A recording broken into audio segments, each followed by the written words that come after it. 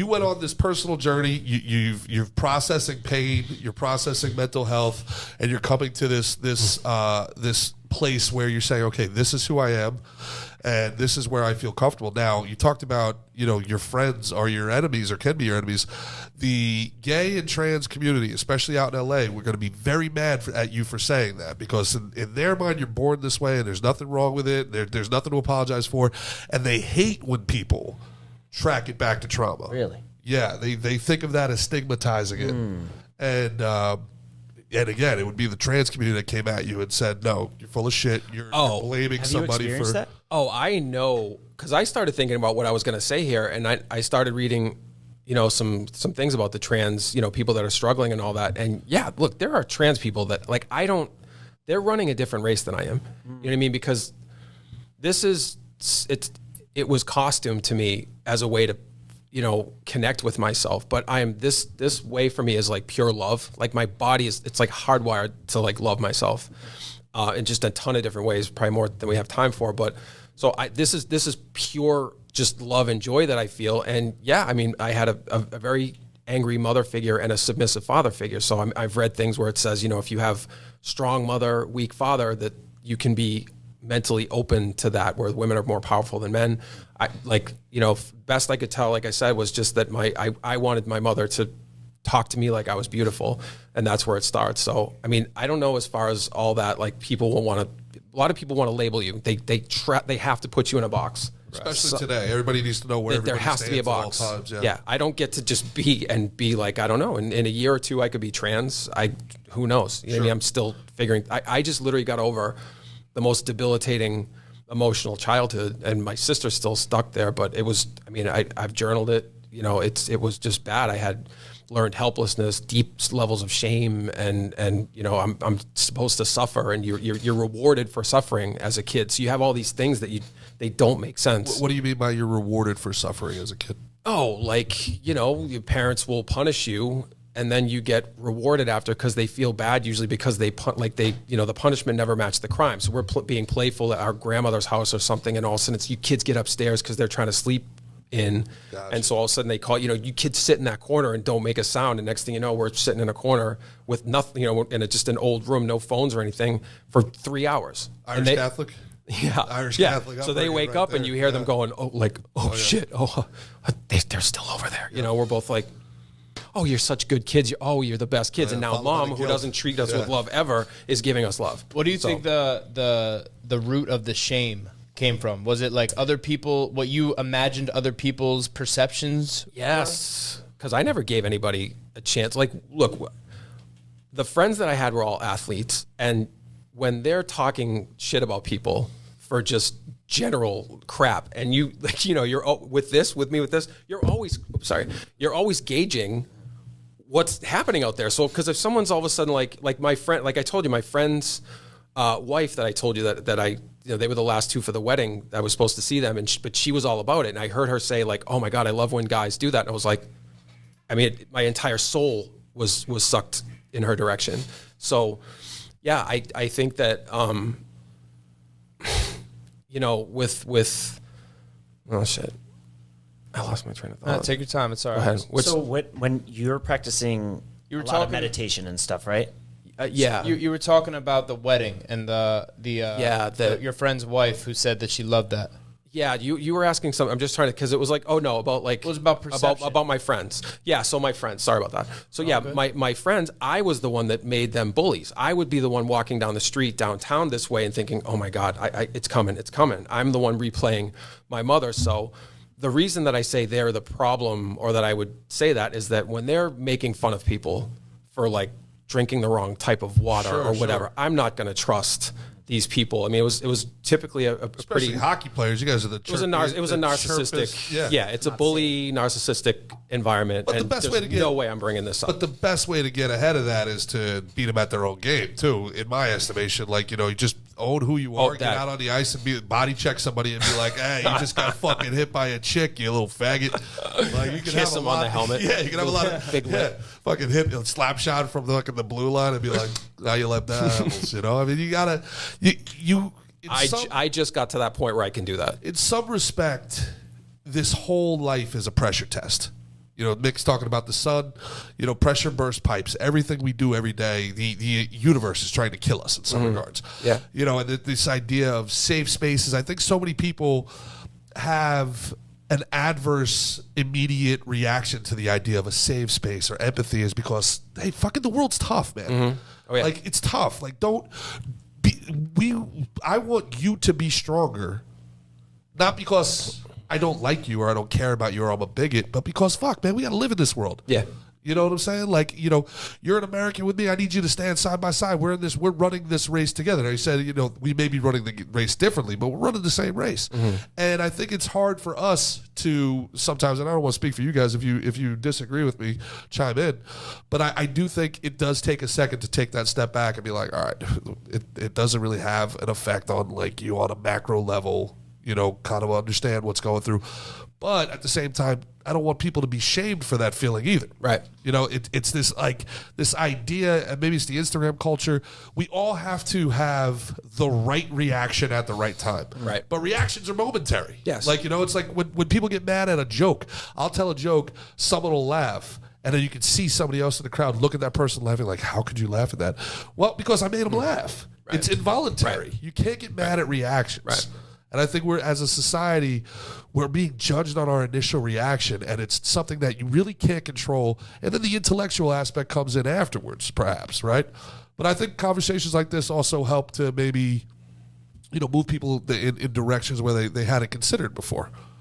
Yeah. Yeah. I think it seemed like you were kind of a prisoner of your perceived other people's perceptions. Oh, What I you got assumed abused, they would- and then I created my own prison to protect me from the other Right, person. because you didn't want to be bullied, you didn't want to be laughed at, you didn't want, but you didn't even necessarily try at first, right, to be your true self. Because you were like, I'm not even. Like the internal in the house bullying or the beatings was like just no way. Like the verbal and the physical, it's just like just don't. So tell me what you think about this, because I think like a lot of people are prisoners of other people's perceptions. People care about what other people think. Right. You know what I mean? Of course. A lot. That was me my whole life. That was me my whole life. Too much. We all do, because I think in a way at some point we're all judgmental ourselves of other people. Like it's easy to be like, oh, if I was doing that person's life, I'd do it way better. Like it's easy to be someone else's.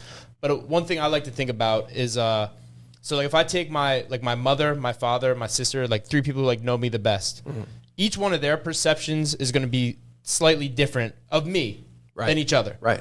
Gerard's, Bill's, yours, any of my friends, all their perceptions are going to be different. Right? They're going to each have their own individual one. Right. So really, what the fuck do I care about someone else's perception? What only matters is what I feel to myself. You know what I mean? If I know I'm living, you know, virtuous and in a way that I'm proud of. You know what I mean? Like living my truth. Most people would kill to be there. It took time and shit. Like I used to be judgmental. I remember my dad telling me, like when I was young, like being like not to be judgmental.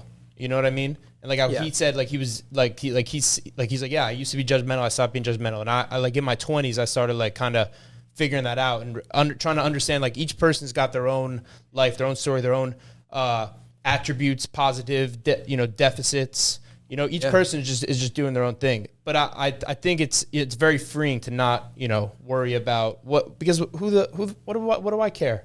You know what I mean? Everyone's going to be different anyway. You know why? Because we're conditioned to care. And this idea of human freedom is a very, very new thing. You used to have to wear what the aristocrats told you to wear. You had to fit in, otherwise you wouldn't be at court. We're very tribal. We're tribal people, and there's this idea, unfortunately, especially with women, and that's a very But the only thing that can make you truly special is yourself. Is being you. Is being truly you to your core. Because there's only one of you. It's easy for if you want to act like someone you admire. Sure. You know what I mean? You could act like them, but it's like it kind of stinks. Like you smell the bullshit. You know what I mean? You're not your true self. It's inauthentic. When you hate your guts, which I did for most of my life. Hated your own. Yeah. Okay. It's just what you're saying is just like, look, I was like during this process with the Dr. Joe stuff where you're just trying to corner like a mouse in a room. You're just trying to corner it because you just can't find it. But when you hate yourself, you people say, these Nobel Peace Prize winners will tell you to get over it, right? Oh, thank you. But they'll all tell you, you just got to fix that. And, which is like dissociative, right? They're not comfortable talking about your emotions. So they're just going to tell you how to fix something by saying, change your shirt. Sure. But yeah, to be in this place, like it's just when you are just full of rage towards outside of you, and then that rage because of what that caused in you, and then you're mad at yourself, and it's just this giant mess. And that's what I've literally been since December, just every single day, just hammering myself to try to find that. Were you diagnosed as depressed, manic depressed? Oh, I didn't have extra to go to therapy. Yeah, so no, it was all self. Yeah. Which is, there are moments where it's like, I don't know, they if you don't have money, these guys aren't cheap. And nope. So were you listening to like his meditations, or were you reading his books? Like, what were you doing? What was the process you went through with the Joe Dispenza? He has a book called Breaking the Habit of Being Yourself. That started it. And then I bought Breaking the Habit of Being Yourself. Yeah. Okay. And then I bought he has these videos called The Formula, which basically help you learn to do his meditations because they're difficult. Yeah, he's always talking about like feel the space around you in space. Mm-hmm. Yeah, so you basically kind of want to make yourself almost like a hologram of yourself. Like you want to become like a plasma. Like if you'd see in a movie and they have an invisible man and you just see like the plasma, you want to make yourself just space. You don't have a body, a gender, a name, a job. You don't have any personality. You literally just become your consciousness and your heart, and that's it. So when he's saying like think about the space between your shoulders in space, think about, whatever, but ultimately you're just getting to a place of pure blackness. And I even had a hard time going there because black was scary. So in the beginning, it was like I would kind of go halfway there. Sounds racist, Jess. But yeah, I mean, she's from Boston. Give her a break. Had to break the tension, Jesus. But yeah, the meditations are very difficult. So I bought, it was like an online set of videos, and that was it. There was no social life. There's no Netflix series. There's no nothing. It was like fix this crap and then figure it out. You had to fix her, or was going to fix you. Yeah. Aubrey, this is let's get to the comments here. We missed our half hour there, but that was very interesting. What do we got in the comments there? We have a few questions. Well, please fucking don't. And the question is, have you ever gone back to those old friends you mentioned, or did you cut them out completely? I cut them out. I guess the question is, would you